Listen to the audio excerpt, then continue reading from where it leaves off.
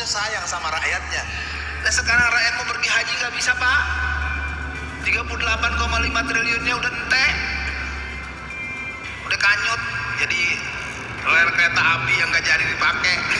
Tahun ini kita agak berat nih untuk berangkat karena pemerintah Arab Saudi nggak mau tahu boleh masuk, mana bayaran, uangnya udah kagak ada, udah dipakai. Itu harusnya yang mati itu ditangkap, itu tangkap dan hukum mati mestinya yang nggak pakai uang itu. Siapa yang bilang boleh itu?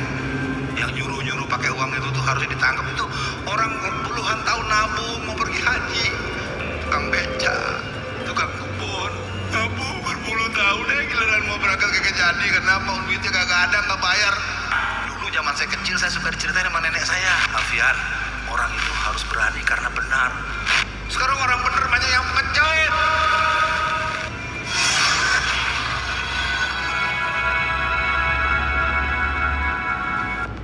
Saya ingin katakan, pertanyaan Bapak sudah Bapak jawab sendiri dengan pernyataan yang ingin saya katakan. Ini kan undang-undang gelondongan, gila ini, guna ini PKI banget loh. Ini komunis banget. Bayangin orang bisa dipecat semaunya, nggak dapat pesangon. Wah ini kalau kita baca, saya baca kajian akademiknya kok bagus sekali. Waduh, saya bilang, saya nggak paham ya, di negeri ini ada pemerintah bikin peraturan yang isinya untuk menyengsarakan rakyatnya total. Saya nggak ngerti lagi pak. Jadi kalau kita baca Quran udah benar-benar, tadi imam kita udah bacain Quran, ayatnya bagus. Dalam ayat yang Allah katakan, laqad ja'akum azizun alaihi manitun harisun alaikum bil mu'minina raufur rahim. Jadi kalau dalam bahasa sederhananya, pemimpin itu kan mesti sayang sama rakyatnya. Nah sekarang rakyat mau pergi haji nggak bisa pak, 38,5 triliunnya udah entek, udah kanyut jadi rel kereta api yang nggak jadi dipakai. Aduh, mau kamu taruh di mana? Saya bilang seperti orang, Bapak punya restoran Bapak besar, saya bawa rombongan 500 orang pak. Bapak teman saya, Pak, ini saya bawa teman-teman 500 orang, boleh ya Pak makan di restoran Bapak, utang dulu ya. Kira-kira gitu ya. Mudah-mudahan Jawa ngerti. Tahun ini kita agak berat nih untuk berangkat karena pemerintah Arab Saudi nggak mau tahu boleh masuk, mana bayaran, uangnya udah kagak ada, udah dipakai. Itu harusnya yang mati itu ditangkap, itu tangkap dan hukum mati mestinya yang nggak pakai uang itu. Siapa yang bilang boleh itu? Yang nyuruh pakai uang itu tuh harusnya ditangkap. Itu orang puluhan tahun nabung mau pergi haji, tukang beca, tukang kebun, nabung berpuluh tahun giliran mau berangkat kagak jadi. Kenapa? Duitnya kagak ada, nggak bayar. Bentar Saudi nggak mau bawa, ya Etihad nggak mau bawa. Nah kesimpulannya buat Mahadi, Omnibus Law adalah sekali semuanya kena. Wah udah gitu lah Pak ya. Saya baca penjelasan, ada satu analisa ininya, terus per undang-undangnya dibahas. Kok aneh, ada undang-undang dibuat bukan buat mensejahterakan rakyat, bukan buat menyenangkan rakyat, bukan buat memudahkan rakyat. Saya nggak tahu, ini persis pernyataan Soekarno. Satu waktu nanti kalian akan berhadapan dengan pemimpin negara, pemimpin negeri ini yang kejamnya lebih kejam dari penjajah. Bukan kata gua loh, itu kata pemimpin yang lo puja-puja, lo yang lo bawa-bawa tuh fotonya kalau kampanye kan lo yang bawa terus tuh fotonya si beliau pernah bilang satu waktu nanti akan ada rezim yang mengurus negeri ini kejamnya lebih kejam dari penjajah.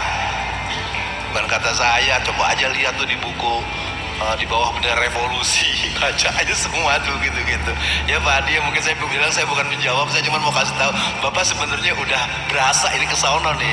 Saya cuma negesin aja Pak, yes, bahwa memang Omnibus Law itu adalah belabak-belubuk undang-undang gelondongan gitu ya. Bayangin halamannya pindah-pindah, pasal ini menurut pasal 5A dinyatakan begini, ternyata di undang-undang nggak ada pasal 5A, ada pasal 5 saja. Aduh nggak tahu deh ya, itu kalau mau jadi maling masih amatiran begitu tuh ya, maling konstitusi ya. TAP MPRS nomor 25 tahun 66 apakah sudah dicabut? Ya belum, tapi oleh mereka dianggap nggak ada. Itulah watak PKI, sama dengan watak orang Kristen. Gerakan-gerakan pemurtadan seperti di Bekasi ini, ada satu perumahan yang gerejanya sampai 7 karena di backup oleh seorang jenderal polisi dari aktif perempuan, saya nggak nyebut nama. Bayangkan di komplek itu warga Kristen cuma 7 orang, tapi gerejanya 14. Jadi kalau di sini kita kaum muslimin hanya gara-gara, saya sih kalau sholat jarang-jarangin, saya mau, lu belajar agama di mana lo? Oh, masa sab mesti diganti? Luruskan dan rapikan sab. Dalilnya baru ya. Orang luruskan dan rapatkan sab sih ya. Tapi itu mungkin yang bisa nerangin Bang Ihsan lah ya. Bang Ihsan Tanjung, kalau saya nggak bisa nerangin.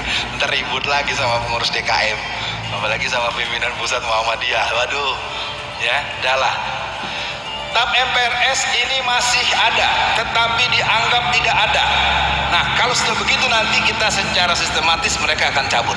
Kalau TAP ini dicabut, apa akibatnya? Yang pertama, berarti PKI tidak salah. Nah, sekarang ini sudah terjadi yang namanya pemberian uang santunan melalui SKKPH.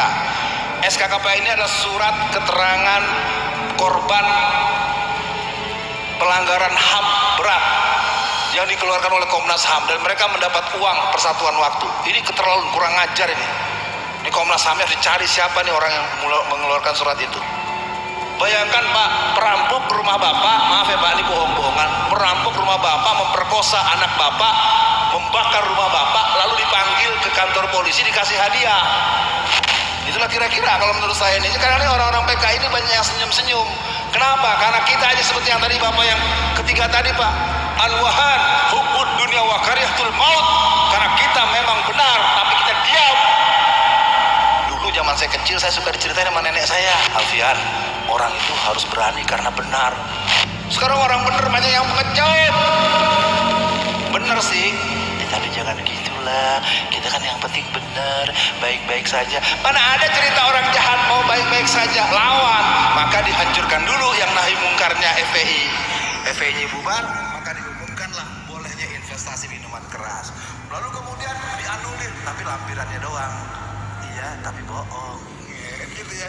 Tapi bagaimana itu ya? Nggak ngerti negeri ini diurus dengan semaunya gitu. Apabila TAP MPRS dicabut, maka yang kedua adalah orang-orang PKI bisa minta hak kompensasi. Tadi itu sudah kita bahas. 500 orang mendatangi Pengadilan Negeri Jakarta Pusat, mereka minta ganti rugi satu orang 950 juta sampai 2,5 miliar per orang. Total sekitar 25 sampai 40 triliun. Karena mereka mengklaim punya anggota 20 juta orang.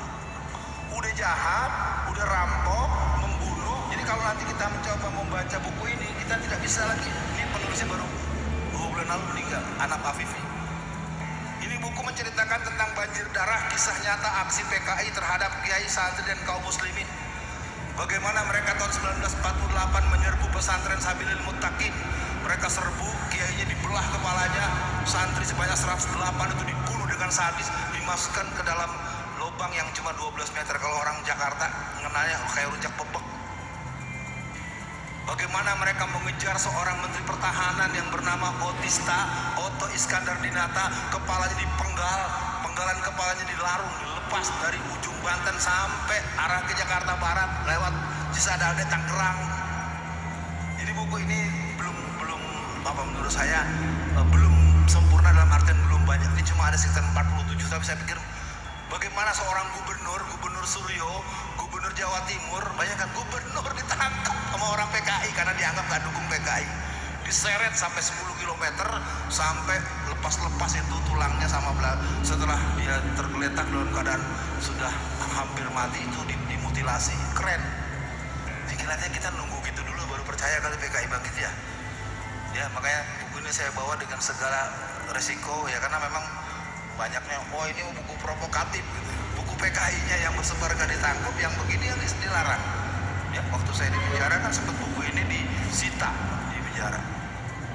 Saya marah sama polisi. Polisi, gua masuk penjara bukan gara-gara buku ini. Pertama, kasus gua yang di Surabaya itu membahas bahaya penjajahan Cina. Jamaah 100% top. Yang lapor saya polisi, lapor pada polisi. Jadilah saya jadi tersangka. Kalau yang satu yang lapor Hasto, Sekjen PD Perjuangan, persis seperti kasus Gus Nur. Bapak memperkarakan saya ke polisi. Kalau laporan Bapak di sidang, Bapak mentingkan datang nggak? Halo? Bapak laporkan saya ke polisi, dianggap saya ini menyalahi sesuatu hal.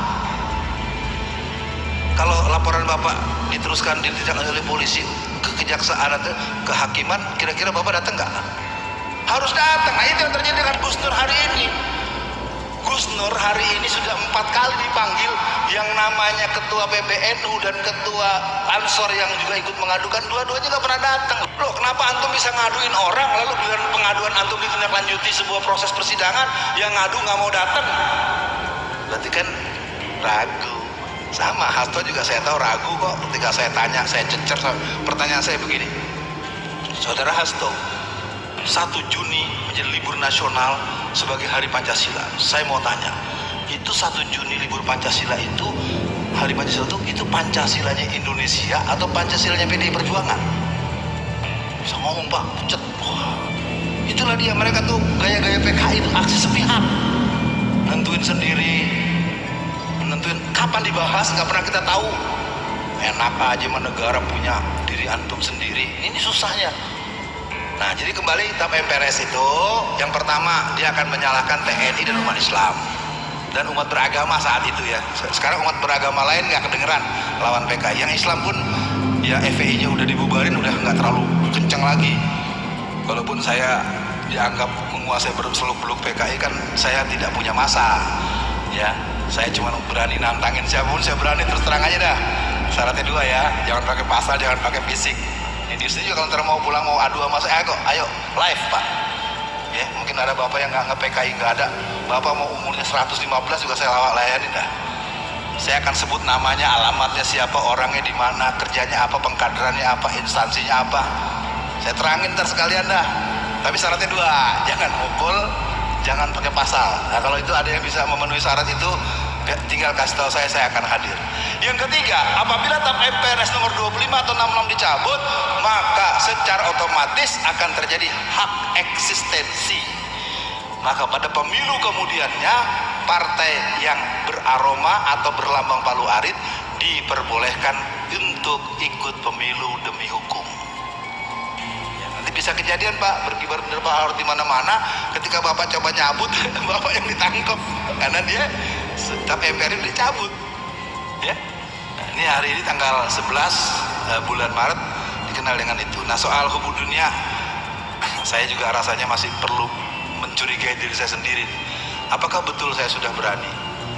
Saya hanya ingin mengatakan pada diri saya, karena ini forum juga tersiar luas, kepada seluruh teman-temanku, sahabatku, bapakku, guru-guruku, para senior-seniorku, PKI-nya sudah tinggal menunggu produksi tombol. Tombolnya bernama RUU BPIP menjadi UU BPIP. Disitulah saatnya nanti boleh pengajian di Anikma, tapi cukup sampai jam 5 lewat 15 menit. Kalau lewat nanti ada laskar partai tertentu yang akan datang ke sini menyerbu untuk membubarkan pengajian kita. Tunggu tanggal mainnya, semoga tidak jadi. Tapi udah masuk prolegnas nomor 9. Ya, HIP hilang, yang muncul BPIP. Jadi BPIP ini menurut saya ini adalah undang-undang tombol. Tombol, nggak boleh bawa-bawa agama, frasa agama mulai dihilangkan, guru agama nggak boleh mencalonkan jadi peran-peran yang lebih jauh lagi. Terus satu-satu, ya satu-satu, ya, dan nggak ada yang lawan. Yang muncul paling-paling Tengku Zulkarnain. Jadi kalau kita atu-atu, yang lain pada diem-diem. Nah, kalau Ustaz Alfian Tanjung dianggap udah pernah kalah. Ya beberapa teman-teman saya, lu kalah, lu pernah dipenjara lu. Ya saya tidak mau banyak komentar, saya ingin katakan kalau diminta dengan tema ini, saya terangkan apa adanya. Untuk itu cukup dulu, mudah-mudahan tidak terlalu berlebihan. Silakan disesuaikan dengan kebiasaan. Semoga bermanfaat. Apabila ada kesalahan dan kekurangan,